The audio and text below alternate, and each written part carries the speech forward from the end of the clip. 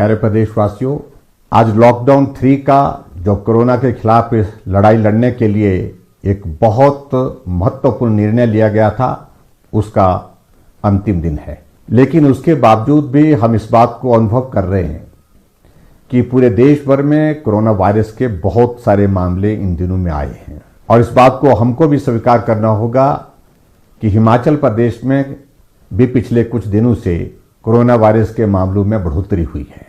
ऐसे में आदरणीय प्रधानमंत्री जी ने सभी प्रदेश के मुख्यमंत्रियों से बातचीत करने के पश्चात एक निर्णय लिया है कि कोरोना वायरस के खिलाफ इस लड़ाई को और ज्यादा गंभीरता के साथ लड़ने की आवश्यकता है और लॉकडाउन अभी पूरे देश भर में समाप्त नहीं करना चाहिए, क्योंकि ऐसी परिस्थिति अभी तक नहीं आई है।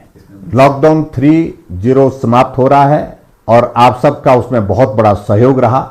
कल से लॉकडाउन 4.0 की शुरुआत हो रही है और हिमाचल प्रदेश में हमने तय किया कि हम अभी भी कर्फ्यू ही लागू रखेंगे और ये कर्फ्यू, जहां हिमाचल प्रदेश की बात है, ये 31 मई तक जारी रहेगा।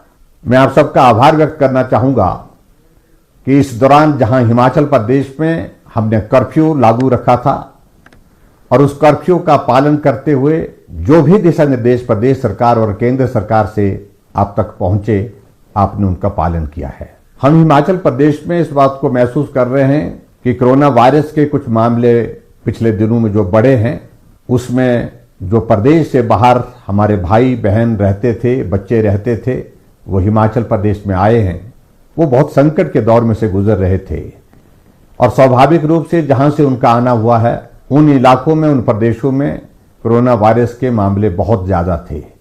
ऐसे में ये संभावना व्यक्त की जा रही थी शुरू से ही कि कोरोना के मामले हिमाचल प्रदेश में और बढ़ सकते हैं, और ऐसा हुआ भी। हिमाचल प्रदेश में कोरोना वायरस के जो मामले बढ़े हैं, उनकी संख्या अब 80 तक पहुंच गई है। लेकिन मुझे इस बात को लेकर के भी संतोष है कि 80 में से हमारे पास हॉस्पिटल में जो उपचाराधीन है, जो पॉजिटिव केसेस हैं, जो जिनको आइसोलेशन में हमने रखा है, उनकी संख्या 33 है, 33 है। बाकी राज्यों की तुलना में हम इस बात को कह सकते हैं कि हिमाचल प्रदेश अभी भी बहुत बेहतर है।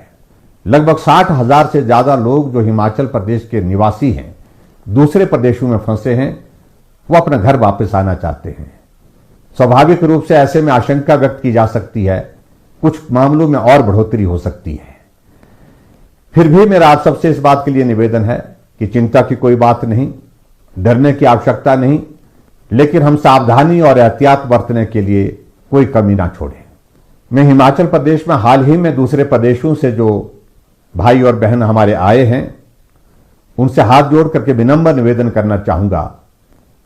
आप अपने घर आए हैं, आप घर में आने के पश्चात अब सुरक्षित हैं, लेकिन उसके बावजूद आप होम क्वारंटीन में हैं, तो होम क्वारंटीन के नियमों का पालन करें। परिवार वालों से भी इस बात के लिए आग्रह करें कि वो भी नियमों का पालन करें। अगर इंस्टीट्यूशनल क्वारंटाइन में हैं, तो उसमें भी आप नियमों का पालन करें। आपके सहयोग की बहुत बड़ी आवश्यकता है।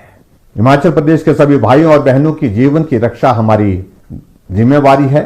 हम उस जिम्मेवारी का निर्वहन कर रहे हैं और मुझे पूरा भरोसा है, पूरा विश्वास है, आप इस संकट की घड़ी में हमारा सहयोग करेंगे।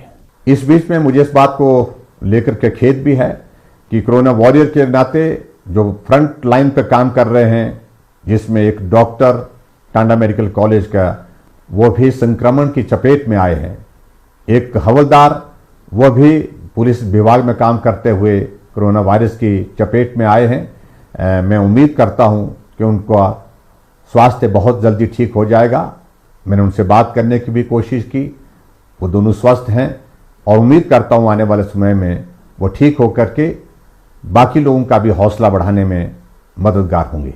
मैं हिमाचल प्रदेश की जनता की ओर से आदरणीय प्रधानमंत्री नरेंद्र मोदी जी का भी आभार व्यक्त करता हूं कि ऐसे संकट के दौर में एक तरफ जहां कोरोना वायरस के खिलाफ इस लड़ाई को मजबूती के साथ वो लड़ रहे हैं, पूरा देश उनके साथ है, और वहीं दूसरी तरफ आर्थिक दृष्टि से जो नुकसान हुआ है उसकी भरपाई करने के लिए, उसमें सहयोग देने के लिए हर वर्ग के लिए उन्हें एक बहुत बड़े ऐतिहासिक आर्थिक पैकेज की घोषणा की है, जिसमें 20 लाख करोड़ रुपए, जो आज़ाद भारत के इतिहास में सबसे बड़ी राशि है, जिसकी घोषणा की है, उसका भी मैं अभिनंदन करता हूं।